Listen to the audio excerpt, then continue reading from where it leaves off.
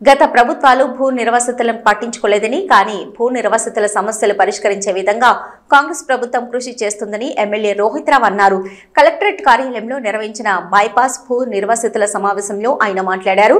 భూ నిర్వాసితుల కష్టాలను తీర్చే విధంగా చర్యలు తీసుకుంటామని, నియోజకవర్గ అభివృద్ధికి కృషి చేస్తానని ఆయన అన్నారు. ఈ కార్యక్రమంలో Medak RDO Ramadevi, national highway EE Balaram Krishna, DE Annayya, tahsildar Rajani, సంబంధిత భూ నిర్వాసితులు తదితరులు పాల్గొన్నారు.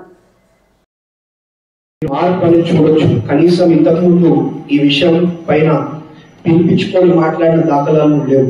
ఇంతకుముందు ఎవరైనా పిలిపించుకొని మాట్లాడేది. కాబట్టి ఇప్పుడు నాకైనా ఎంపీ గారికైనా మీకు మంచి చేయాలని ఉంటుంది తప్ప మిమ్మల్ని ఏదో ఇబ్బంది పెట్టాలని, మిమ్మల్ని ఆగం చేయాలని ఎవరు కూడా ఉండదు. ఇప్పుడు ఇప్పటికే ఈ సమస్యలన్నీ కూడా ఎంపీ గారి దృష్టికి తీసుకుపోవడం జరిగింది.